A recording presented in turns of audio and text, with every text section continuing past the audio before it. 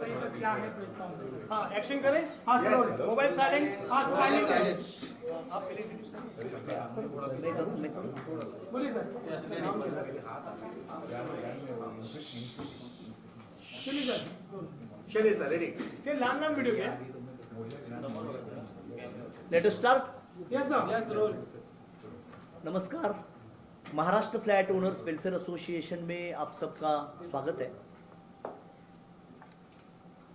महाराष्ट्र ये पहला ऐसा राज्य है पूरे भारतवर्ष में जिसमें वर्टिकल प्रॉपर्टी जो है ये पूरे दुनिया में सबसे ज़्यादा तादाद पे है। फ्लैट ओनर्स और वर्टिकल प्रॉपर्टीज़ इसमें कंपैरेटिवली अगर देखा जाए तो अपनी जो पॉपुलेशन डेंसिटी है वो पूरे वर्ल्ड में नंबर 1 है। अपनी मीन्स द मुंबई रेडियस। इसलिए यहाँ पे शेल्टर, यहाँ पे ज़्यादा रहने वाली तादाद ज़्यादा है, आबादी ज़्यादा है, इसलिए शेल्टर का जो प्रॉब्लम है, जैसे ड्वेलर्स का हो, पक्के घरों का हो या बिल्डिंग में रहने वाले फ्लैट्स का हो, ये इनके कई सारे इश्यूज पिछले कई सालों से चलते आ रहे, 2 शतकों से चलते आ रहे ना। 1850 से लेकर ये समस्याएं मुंबई रेडियस में, महाराष्ट्र में ज़्यादातर पे है। इसमें ज़्यादा समस्या ऐसी है कि एक तरफ से बिल्डर है जो फ्लैट मुहैया करते हैं और एक तरफ से फ्लैट ओनर है जो फ्लैट खरीदते हैं। ये हो गया पक्के घरों के बारे में। हम लोग अगर बोलेंगे कि स्लम में क्या है या कच्चे घरों में क्या है, सब तो पक्के घर में नहीं रहते, सब कुछ लोग तो अभी स्लम में रहते हैं या स्लम यानी कि कच्चे घरों में भी रहते हैं। तो उनको ग्राउंड लैंड में होने के कारण और बड़ी आबादी होने के कारण वहाँ पे डेवलपर जाते, बिल्डर जाते, उनको बोलते कि भैया आपको हम यहाँ पे बिल्डिंग तैयार करेंगे, बिल्डिंग खड़ी करेंगे और उसमें आपको घर देंगे। ये कमिटमेंट करते हैं, इसलिए वो ज़मीन खाली करते हैं, पुराना जो है उनका जो शेल्टर है वो खाली करते हैं और उसके बाद वो ज़मीन का कब्जा डेवलपमेंट के स्वीट नेम पे वो किया जाता है। उसके बाद में उनको न भाड़ा मिलता है, न घर मिलता है, न कन्वेंस मिलता है, न कुछ मिलता है। ऐसे कई सवाल अपने मुंबई रेडियस में, महाराष्ट्र में फ्लैट ओनर्स के बारे में सदियों से चलते आ रहे हैं। अभी फ्लैट ओनर्स ये डिसऑर्गेनाइज है, ये असंगठित है, इसलिए इनकी तरफ से लड़ाई लड़ने के लिए कोई मंच प्रॉपर तरीके से प्लेटफॉर्म नहीं था।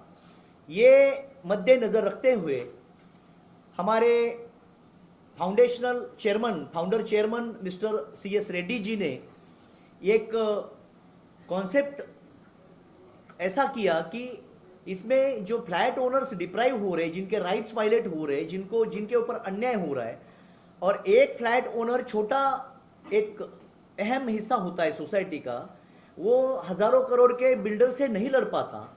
इसलिए संगठित रूप से उनके लड़ाई, मतलब हम उनके बिल्डरों के दुश्मन नहीं है।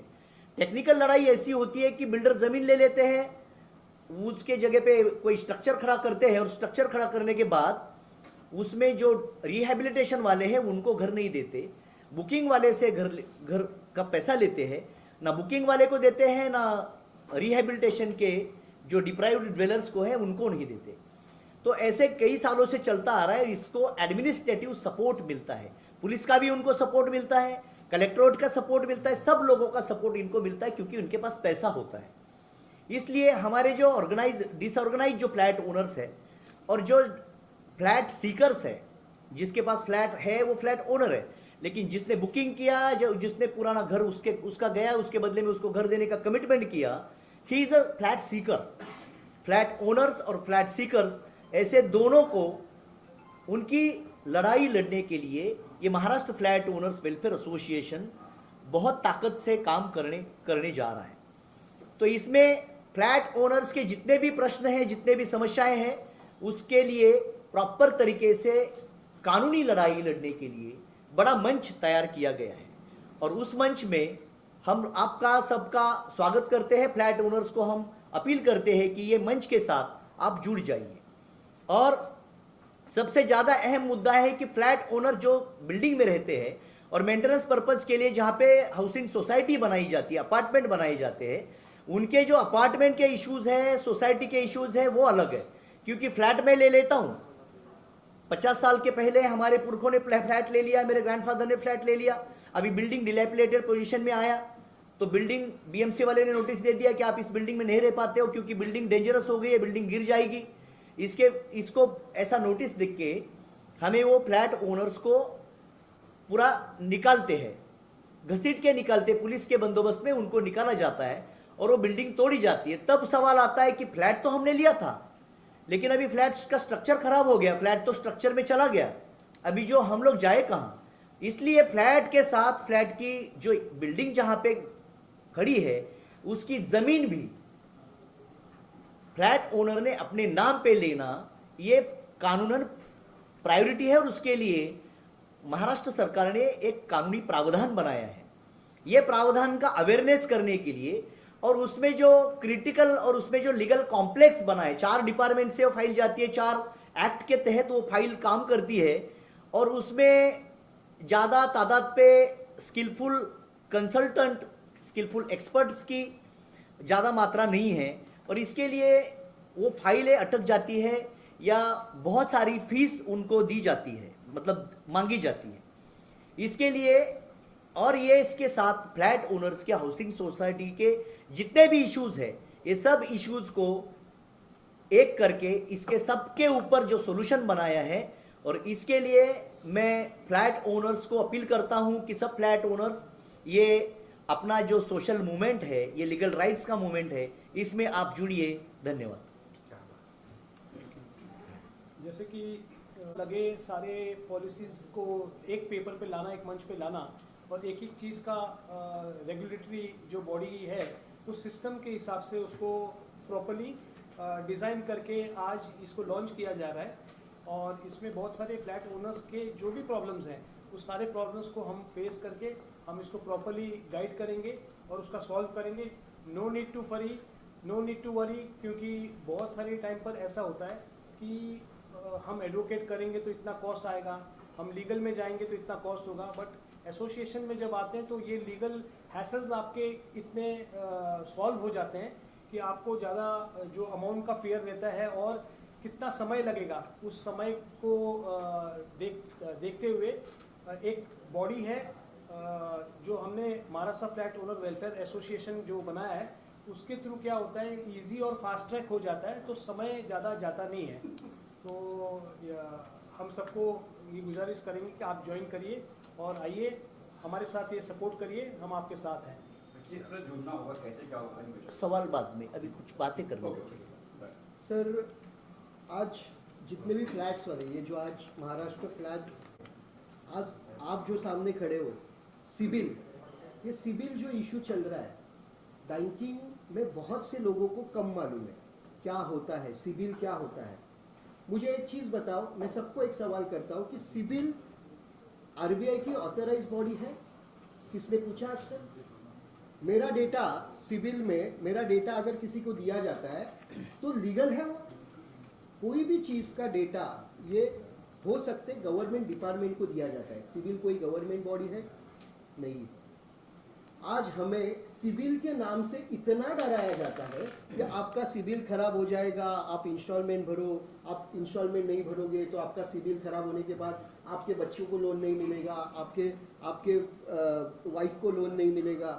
इसमें बहुत से इश्यूज है, यानी इसमें हम 4 घंटा बात कर सकते हैं, लेकिन आज एक पॉइंट्स उसमें यह है कि सिबिल ये लीगल है नहीं।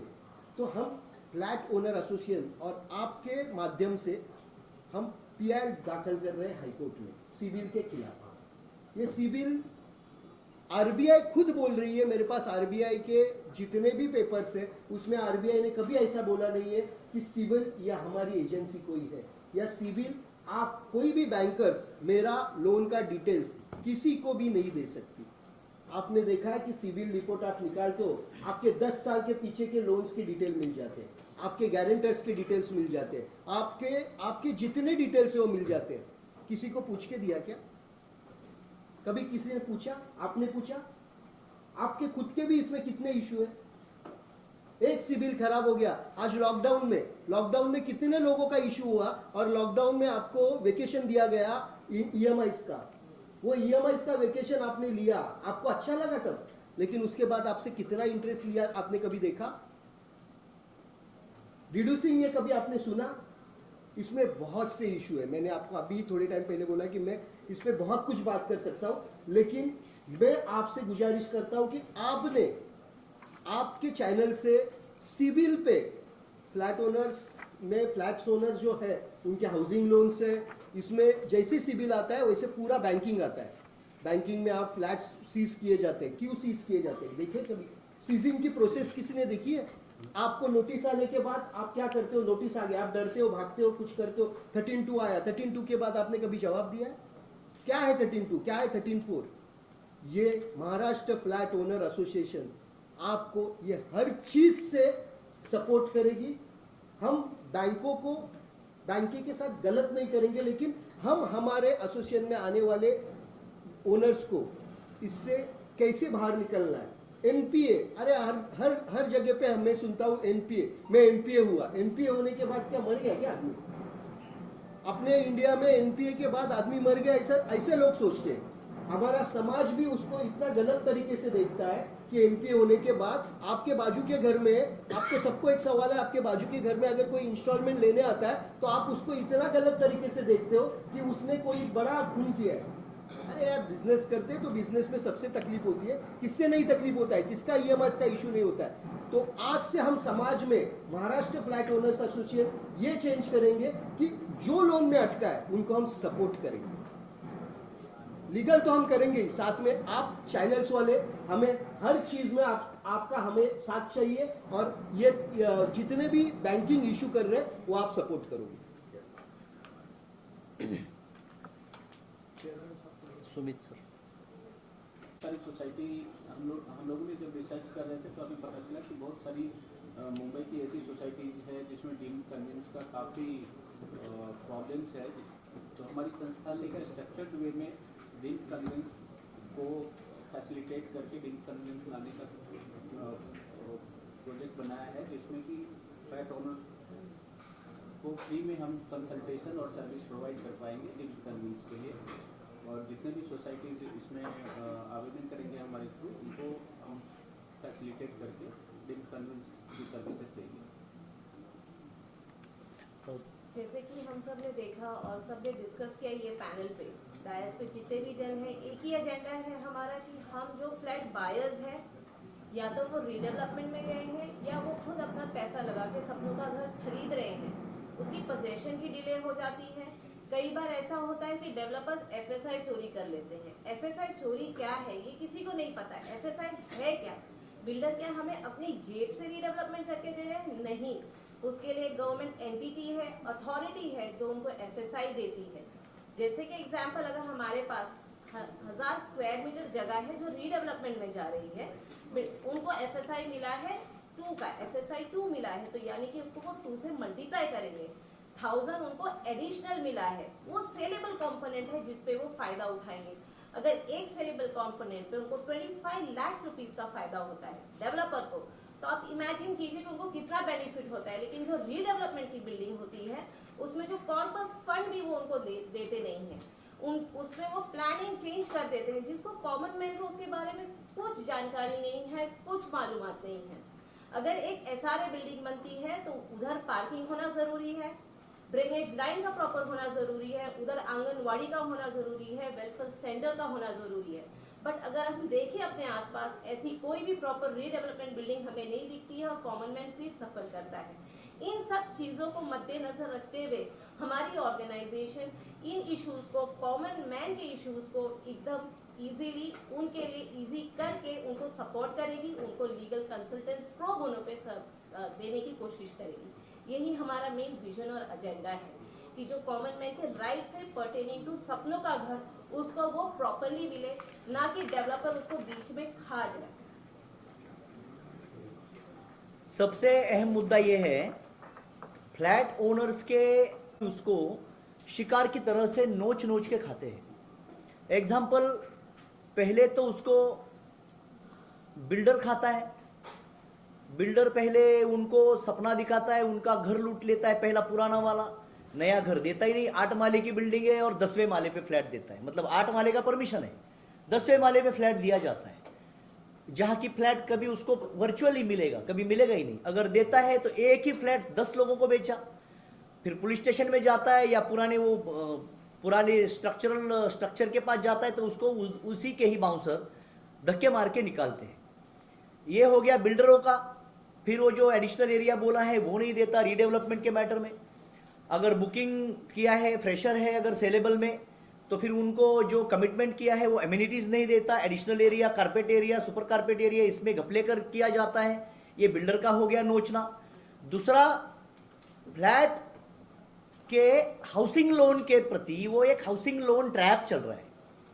हाउसिंग लोन की जो कंपनियां हैं, ये जो एनबीएफसी नहीं आई है, इनका मिली भगत है कुछ सरकारी अफसरों के प्रति। जो सरफेसी एक्ट में जिनको पावर्स दिए हैं, उनको पावर इसलिए दिए हैं कि बैंकों का पैसा ना डूबे, डिपॉजिटर्स का पैसा ना डूबे। लेकिन ये डिपॉजिटर्स के पैसे से जो बैंक चलती है ये तो पब्लिक फंड से चलती है।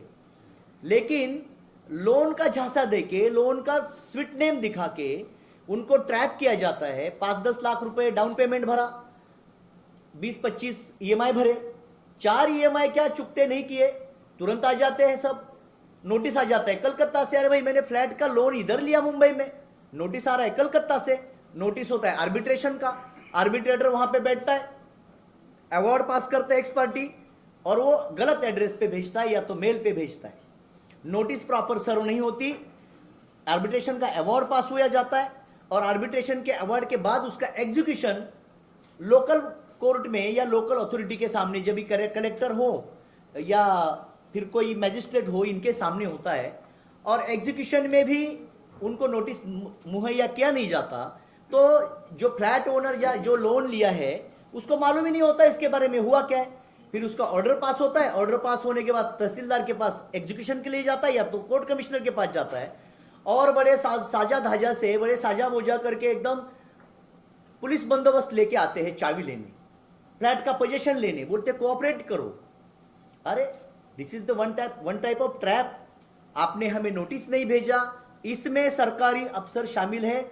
सरकारी अफसर के 10-10, 5-5 करोड़ रुपए उनको हर हफ्ते, हर महीने के जाते हैं, और ये सब स्कैम चल रहा है। इसमें 10 लाख रुपए उसने जो पुराना डाउन पेमेंट दिया वो डूब गया, जिसका लीगल खर्चा है वो डूब गया, जितने ईएमआई भरे वो डूब गए, और उसको शिफ्टिंग करके घर एज इट इज घर का सामान के साथ सील किया जाता है। और ये लीगल अवेयरनेस ना होने के कारण और कानूनन टेक्निकलिटी के माइक्रो मिसयूज से ये सब किया जा रहा है। इसके बारे में हम कानूनी कड़क, एकदम कानूनी सख्त लड़ाई लड़ने जा रहे हैं। इसमें ये सब जो एनबीएफसी है, सब जो लोन ट्रैपर्स है, होम लोन ट्रैपर्स है, इनको सबको पूरा के पूरा सामने लाएंगे। और हर एक की लड़ाई, किसी को दुश्मनी किसी से लेने की जरूरत नहीं है। अगर कोई बिल्डर तकलीफ देता है या कोई लोन एनबीएफसी तकलीफ देता है, कोई बैंकिंग इंस्टीट्यूट, फाइनेंशियल इंस्टीट्यूट तकलीफ देता है, तो Maharashtra flat owner association flat owners के हित के लिए, उनके रक्षा के लिए, उनके कानूनन अधिकारों के लिए कड़ी और सख्त लड़ाई लड़ने जा रही है। दूसरा, रीडेवलपमेंट के नाम पे जो स्कैम हो रहे हैं, रीडेवलपमेंट में होता क्या है कि बिल्डर फ्रेंडली कमिटी मेंबर्स होते हैं।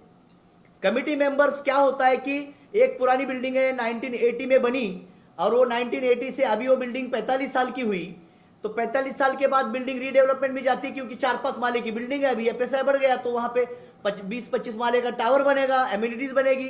तो फिर कोई बिल्डर आता है, ये तो एक तो लिफ्ट नहीं होता, लिफ्ट बंद पड़ता है, स्ट्रक्चरल ऑडिट होता है, स्ट्रक्चर खराब हो जाता है, तो बिल्डिंग गिरने की संभावना होती है। इसके कारण रीडेवलपमेंट का एक मैंडेटरी सामने इशू आ जाता है कि सिचुएशनशिप ऐसी होती है कि बिल्डर रीडेवलपमेंट में हमें रीडेवलपमेंट करनी पड़ती है।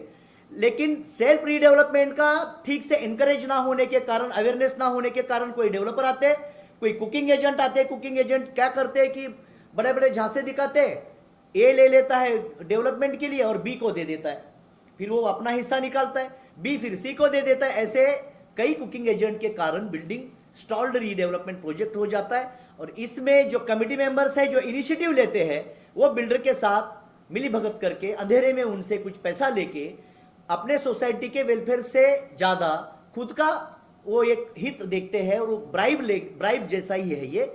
और इसके कारण कई फ्लैट ओनर्स तकलीफ में आते हैं और लड़ने की ताकत किसी में होती नहीं। कोई सीनियर सिटीजन होते हैं, कुछ जॉब वर्क करते हैं, कोई से एम्प्लॉयमेंट करते हैं, छोटे छोटे लोग होते हैं मध्यम वर्ग के, वो लड़ाई लड़ नहीं पाते और डरते हैं कि अगर हम फ्लैट बिल्डर के खिलाफ हम लड़े तो हमारा जो है वो भी बिल्डर निकाल देगा, फिर लड़े तो कौन लड़े। 40 लोगों में से 4-5 कमेटी मेंबर बिल्डर फ्रेंडली होते हैं, बिल्डर को पूरा सौंप देते हैं और बिल्डर पूरा तबाह कर लेता है। रीडेवलपमेंट के नाम पे मुंबई में, महाराष्ट्र में बहुत सारा स्कैम चल रहा है। इसके भी बारे में अगर कोई डेमोक्रेसी में ये बोलता, अगर सोसाइटी में कोई बोलता है कि मेजोरिटी मैटर्स, मेजोरिटी रूल्स, ये नाम पे मेजोरिटी करते हैं, ऐसा दिखाते, लेकिन वो मेजोरिटी नहीं होती। अगर मेजोरिटी में ड्यू प्रोसेस ऑफ लॉ और अगर जो eligible norms of the redevelopment follow नहीं किए तो मेजोरिटी होने के बावजूद भी वो प्रोजेक्ट को हम लोग रोक सकते हैं। अगर वो बिल्डर का फ्रेंडली हो या बिल्डर के प्रॉफिट मोटिव से कमिटी मेंबर्स ने उनके हित में किया हो, इसके ऐसे अगर कुछ प्रोजेक्ट होते हैं तो फ्लैट ओनर एसोसिएशन के साथ सब जुड़ जाए। ये जैसे अरगड़े साहब ने अभी कहा कि फ्लैट ओनर्स के इतने सारे प्रॉब्लम्स होते हैं और बिल्डर्स लोग इसका एडवांटेज लेते हैं, तो उसके लिए बहुत सारी चीज़ें हैं जो मिसिंग होती है लीगली। फ्लैट ओनर्स को अपने सारे डॉक्यूमेंट्स हमेशा रेडी रखने चाहिए, हमेशा क्लियर होना चाहिए। बहुत सारे ऐसे केसेस हैं जहाँ पर फ्लैट ओनर्स 40 साल पहले उनके फादर ने फ्लैट उनको पास किया, बट आज उनके पास न सर्टिफिकेट है, कईयों के पास एग्रीमेंट्स नहीं है। तो सारा कुछ जो है एक्चुअली डिपार्टमेंट के पास होता है और हमारे जो चैनलाइज के वजह से, एक संस्था के वजह से ये बहुत इजी हो जाता है कि उस फ्लैट ओनर को उस सर्टिफिकेट जो नहीं मिल रहा है वो सर्टिफिकेट हम दिला सकते हैं। पुराने एग्रीमेंट्स फट गए हो उसको हम लोग रेक्टिफाई करके दे सकते हैं। तो देयर आर मल्टीपल थिंग्स, इसमें ट्रांसफ़र की डीड है या उनके डॉक्यूमेंट्स के अंदर कुछ लोगों ने स्टैम्प ड्यूटी नहीं भरी है। सो पुराने टाइम में जो था वो सिस्टम अभी तक चलते आ रहा है और उनके पेरेंट्स ने कहाँ वो डॉक्यूमेंट्स रखा है वो उनको पता नहीं है। So loss of agreements, loss of anything, our association will support. आप आइए हमारे पास, वी हैव ऑनलाइन, आप ऑनलाइन भी सारा कुछ देख सकते हो और इसके ऊपर हमें आप अपना क्वेश्चंस भेज सकते हो।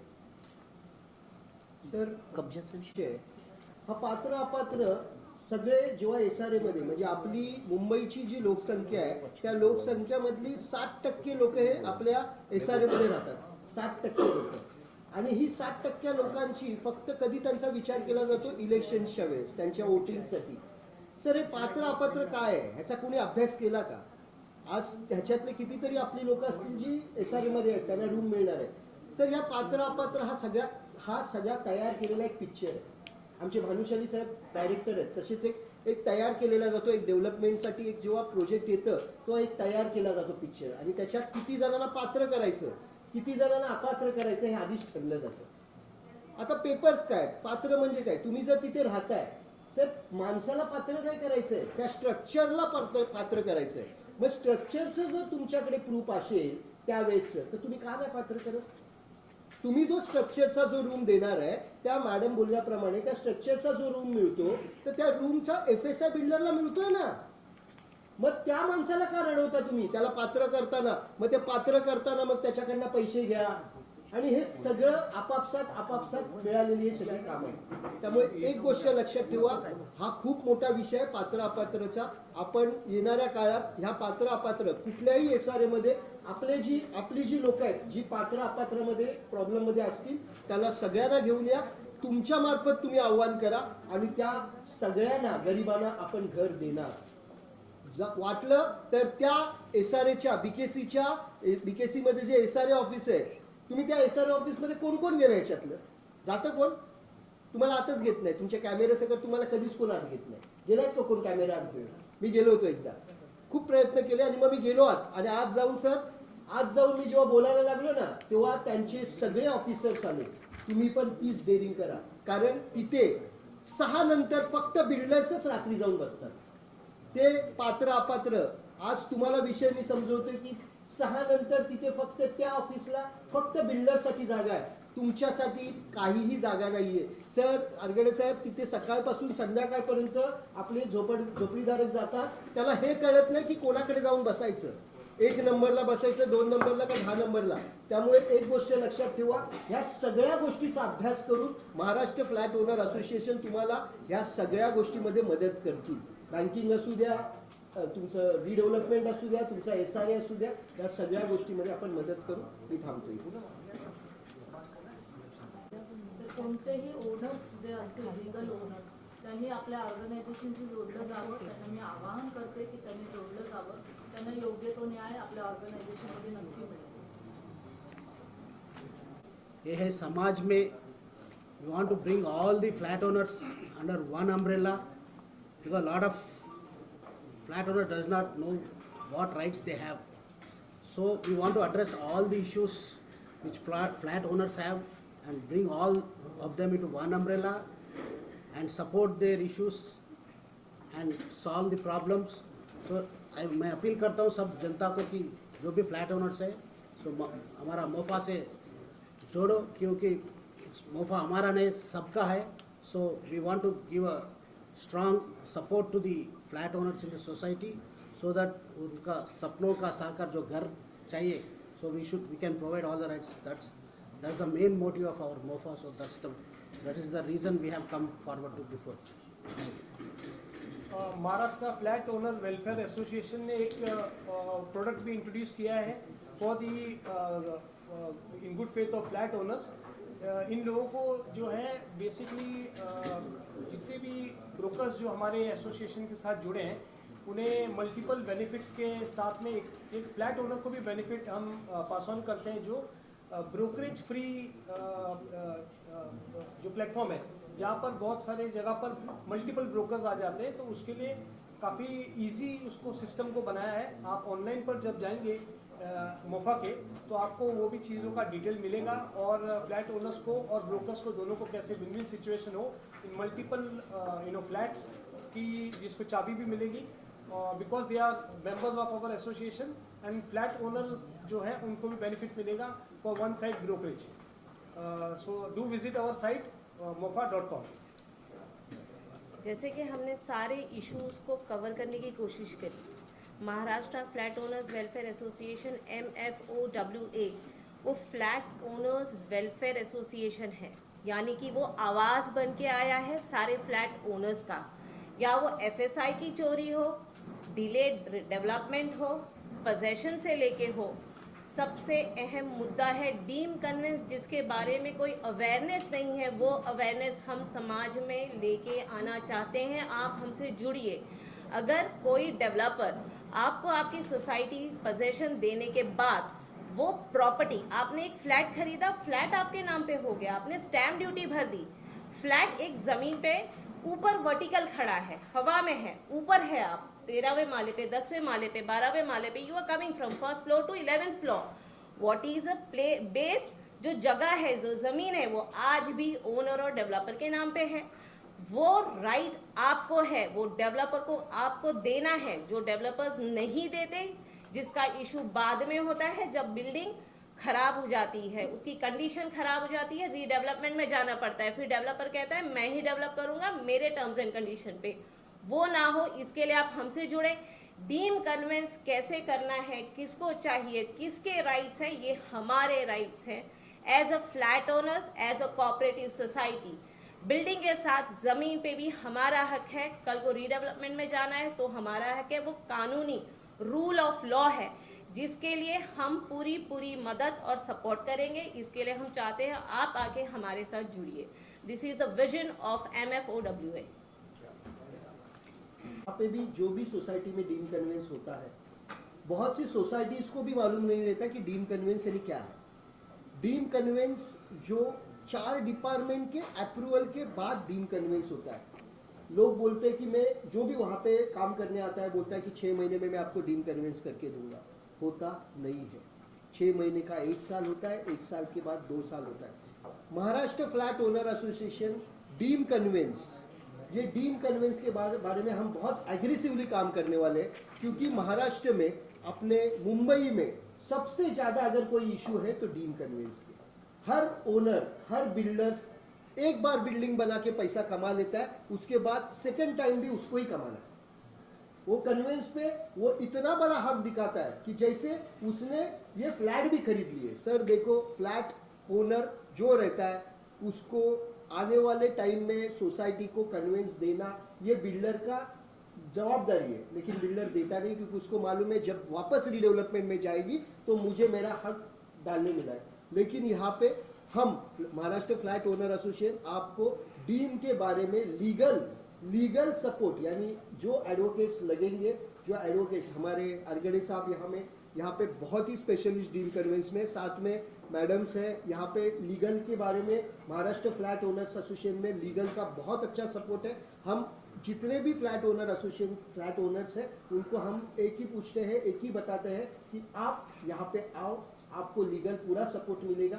लीगल के बारे में हमारे ॲडव्होकेट आपसे कोई भी कुठलीच फी घेतली जाणार नाही, कोणच कुठल्याही ह्याच्यामध्ये। आणि आमच्या बरोबर असलेले प्रत्येक आमचे पदाधिकारी ह्या बाबतीत तुम्हीही लोकांना घेऊन येऊ शकता। आज समाजकारण जर झालं आणि समाजकारणातनं तुमच्या एरियामध्ये जर तुम्ही 2 बिल्डिंगचं डीम कन्व्हेन्स करायला जर लोकांना मदत केली तर ही लोक तुम्हाला कधीच विसरणार नाही। मी प्रत्येकाला हेच आवाहन करतो, महाराष्ट्र फ्लॅट ओनर असोसिएशन मध्ये आम्हीच नाही, ह्या साईडला आज आम्ही बसलोय, तुम्ही त्या साईडला आहे, पण तुमच्याकडनं आम्हाला मदत हवी।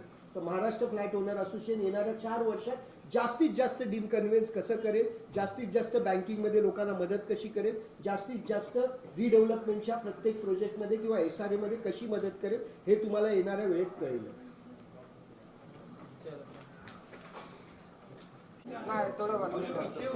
थोड़ा सा डिस्टेंस करो ना, वो सब दिख रहा है क्या? ऊपर नीचे करो थोड़ा, तो समझ में आएगा।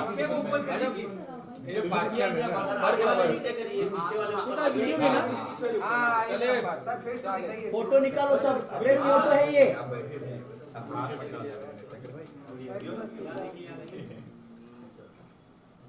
कर्जाचे सापळे आणि प्रॉपर्टीचे घपले बंद। FSI चोरी नहीं चलेगी। ब्रोकर्स को पूरा ट्रेनिंग दिया जाएगा कैसे और सर्टिफाइड किया जाएगा from our association. Civil agency आज आने वाले 1 महीने में सिविल ये बंद होना चाहिए। अभी महाराष्ट्र में फ्लैट ओनर्स को ब्रोकरेज देना नहीं है। फ्लैट के साथ हमारे approved agent 1 party brokerage model पे काम करेंगे और फ्लैट ओनर से ब्रोकरेज नहीं लेंगे। फ्लैट तो है ही आपका, अभी जमीन भी आपकी होगी। क्या बात है, चलिए हो गया। डीम्ड कन्वेंस के लिए अभी लॉयर को फीस देने की जरूरत नहीं है, क्योंकि मोफा आपकी लड़ाई लड़ेगी। आप तो सब गवर्नमेंट कर रहे हैं, गवर्नमेंट ने कानून बनाया, ये अपने लिए अच्छा है। यस सर, बैठिए सर। बैठिए। ये तो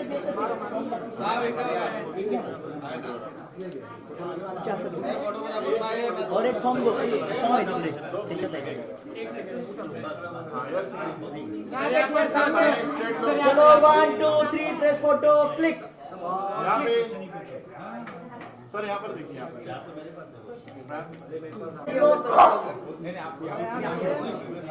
उनका नाम भी मोदी जी है। क्या बात है, हमने मोदी जी को भी साथ में दिया। क्या बात है, क्या बात है। तो कल्याण तो कल्याण मोदी जी का फोटो ऑनलाइन सब रजिस्ट्रेशन है। www.mfowa.com.in सेंटर देखिए सर, तो उसका कुछ चार्ज वगैरह है, क्या है, किस तरह से? नहीं, उसका मेंबरशिप के कुछ चार्जेस है। मेंबरशिप तो फ्री में है नहीं, क्योंकि बिना मेंबर्स के हम ऑर्गेनाइजेशन जो है ये जो मेंबर्स है उनके लिए चलती है, स्ट्रेंजर्स के लिए नहीं चलती। तो मेंबरशिप के चार्जेस है, वो वेबसाइट पे फॉर्म्स पे वहाँ पे मेंशन किए गए। मेंबरशिप जैसे 1 ईयर 2 ईयर 3 ईयर की कैसे क्या आगे नहीं, परपेचुअल है ये, फिर हर साल के लिए उसका रिन्यूअल है, निग्लिजिबल उसका फीस है, वो सब उसमें मेंशन किया गया है डिटेल, क्योंकि टाइम टू टाइम वो चेंज होता है। तो ये अभी अगर वीडियो है तो फिर बाद में वो रिजिड रहेगा। अगर आप देखेंगे कि एक जो कॉस्ट ऑफ जो एक डॉक्यूमेंट होता है जिसको जेरोक्स निकालते हैं आप, वो बहुत बेयर मिनिमम कॉस्ट है। आज एक छोटा एप्लीकेशन भी डालना हो तो 10 से 15,000 लोग ले लेते हैं लीगल वे में, बट एक नॉमिनल प्राइस के अंदर 1000 जो प्रॉब्लम्स होते हैं उसको हम सॉल्व करते हैं। वो फॉर्म के अंदर आप देखेंगे ऑनलाइन पे, तो सबके क्या प्रॉब्लम्स है वो इंडिविजुअली आप पिक करो और उसका आपको ड्यू डिलिजेंस करके हम लोग करके दे देंगे।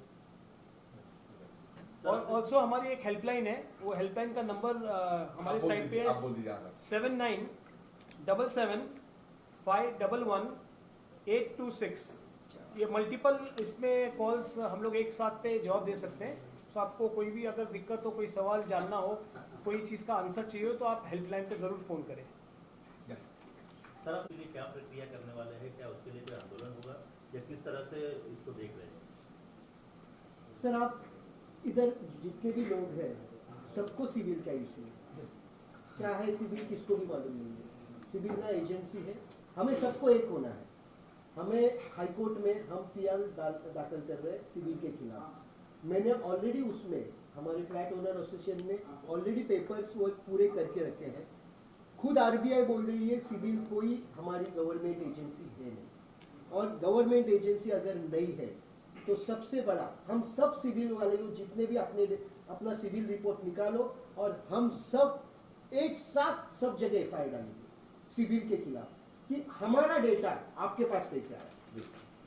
आप किसी का भी डेटा किसी को शेयर नहीं कर सकते।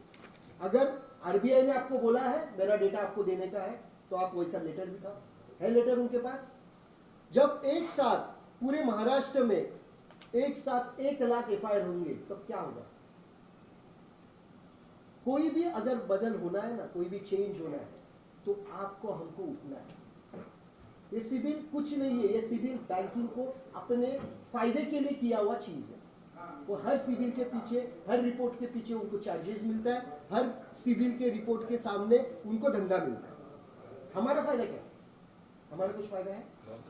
सर मैंने लोन नहीं भरा आज तो क्या मैं गलत हूं? मेरा अगर 100 स्कोर है तो मैं गलत हूं? इंटेंशन सिविल उनका कहना ऐसा है कि सिविल से आपका इंटेंशन देखा जाता है। कैसे? मेरे स्कोर से जब लॉकडाउन में मैंने पैसा नहीं भरा, मेरे पहले 10 साल के आपने अगर लोन देके तो मैंने प्रॉपर भरा, और लॉकडाउन में तो दुनिया में किसी ने नहीं भरा, तो वो लॉकडाउन के स्कोर पे आप मेरा आगे का पूरा करियर बर्बाद कर दोगे। सर आप लंदन में जाओ, कोई भी बैंक में अगर इश्यू होता है तो उसके बाद उसको लोन नहीं दिया जाता, ऐसा होता ही नहीं। और लोन क्यों नहीं दिया जाता है? आपका सिविल देखने के बाद आपको कभी ऐसा बोला है क्या कि आपके सिविल की वजह से आपको रिजेक्ट किया है? मुझे एक भी लेटर ऐसा दिखाओ। नहीं, लेटर चाहिए मुझे तो बहुत कुछ बोलूंगा मैं। प्रैक्टिकल मुझे लेटर चाहिए, ऐसा कोई लेटर रहेगा क्योंकि लेटर दे ही नहीं सकते, कायदे में ऐसा लेटर ही नहीं है। जब सिविल आपका लीगल है नहीं तो मैं वो इलीगल चीज का लेटर आपको कैसे दे सकता हूं? दे सकता हूं? इसका मतलब इसमें कितने लूपहोल्स है, इसमें कितना गलत काम चल रहा है। हमें इसके बारे में आवाज उठाना है और आने वाले 1 महीने में आपके माध्यम से हमें हर घर में जो सिविल में अटके हुए लोग हैं उनको सबको न्याय देना। आप आओगे हमारे साथ?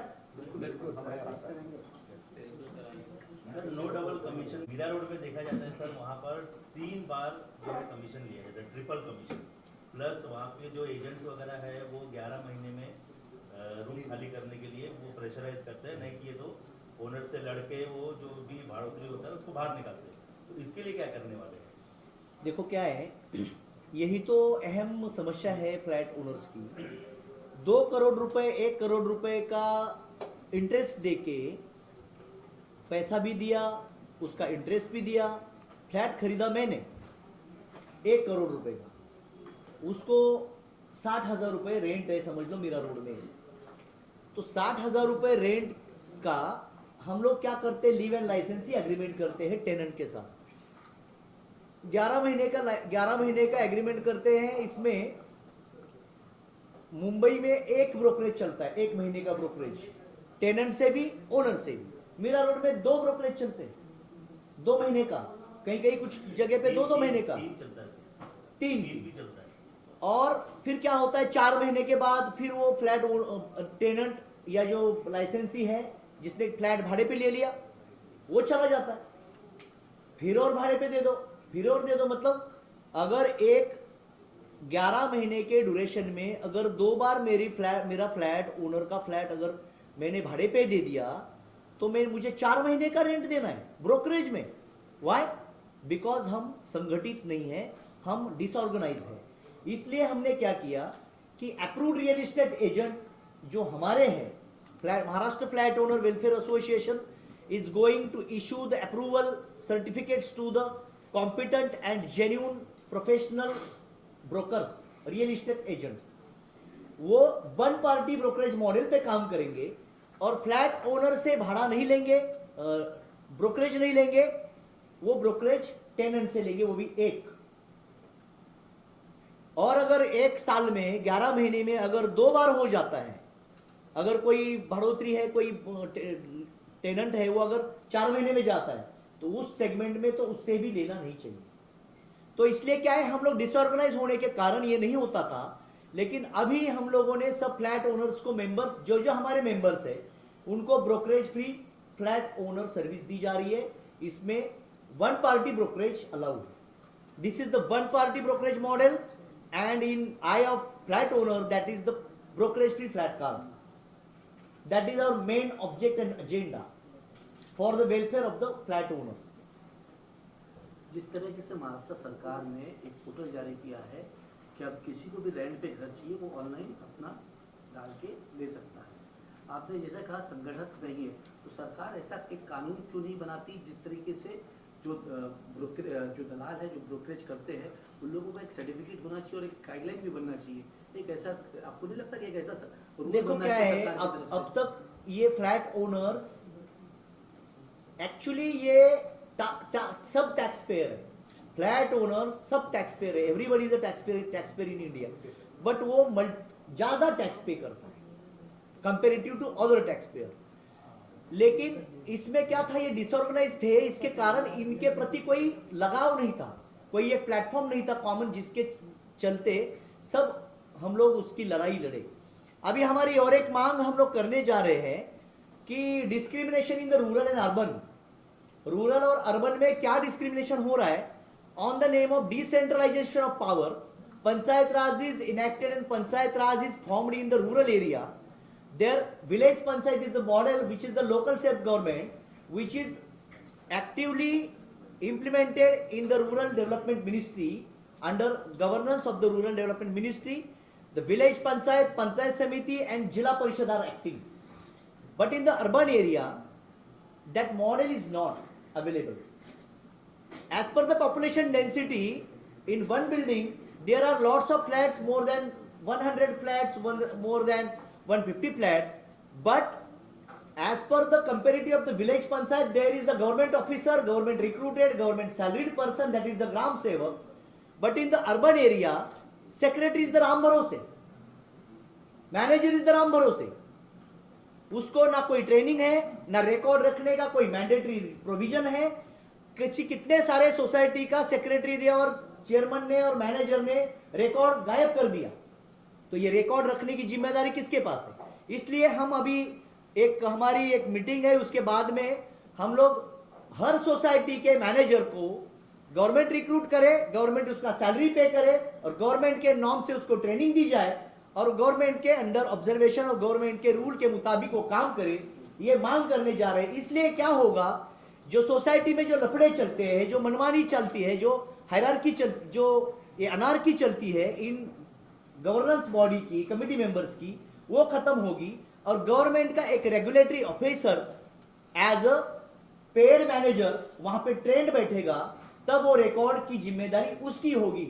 अगर वो रिकॉर्ड कहीं पे गायब करता है, रिकॉर्ड कहीं पे मिसयूज करता है, रिकॉर्ड कहीं पे वो लापता करता है, तो उसके ऊपर कार्यवाही होगी। अभी ऐसा नहीं हो रहा है। This is the discrimination the rural life and civil urban life. So we are going to file one type of petition, and we on behalf of flat owners association, on behalf of flat owners, we are creating some type of mild public pressure to the government that enactment of this type of law, which is the decentralization of power in the urban area, and encourage and empower to the every secretary or every manager as a trained legal manager. Now nobody is the trained.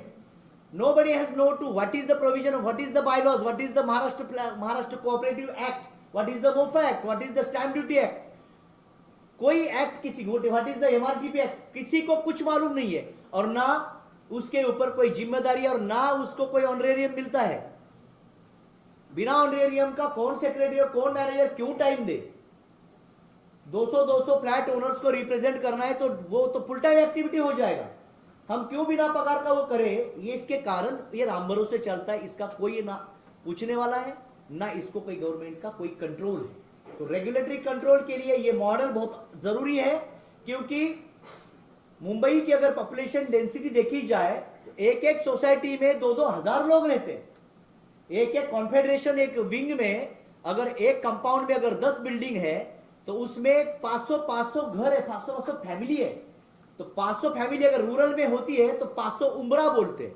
तो 500 उम्रा में क्या होता है कि बड़ा गांव हो जाता है। वो गांव में तो ग्राम सचिवालय होता है। वेयर इज द अर्बन सचिवालय?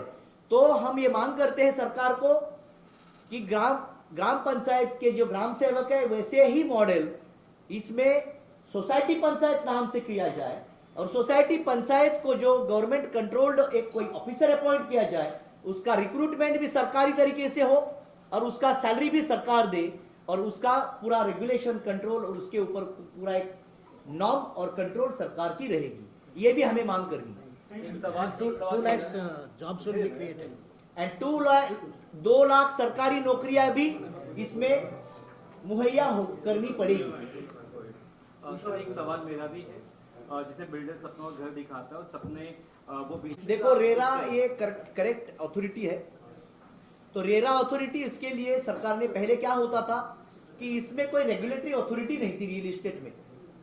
इसके कारण बिल्डर क्या करते थे, एक प्रोजेक्ट बनाया समझ लो कांदीवली में, तो उसका पैसा लेना है बुकिंग का, और फिर बोरीवली में नया लैंड खरीदना है। तो डाइवर्शन ऑफ फंड्स होता था, और उसके लिए क्या होता था कि ये बिल्डिंग का पैसा वो बिल्डिंग में यूज कर दिया, ये बिल्डिंग स्टॉल्ड हो गया, फिर इसका इधर ऐसे 10-10 बिल्डिंग स्टॉल्ड डेवलपमेंट प्रोजेक्ट हो गए। तो इसके कारण रेरा ने उसका बैंक अकाउंट ज्वाइंट करके, ये जो अथॉरिटी है, ये अथॉरिटी के अंदर बहुत सारे प्रोविजंस है।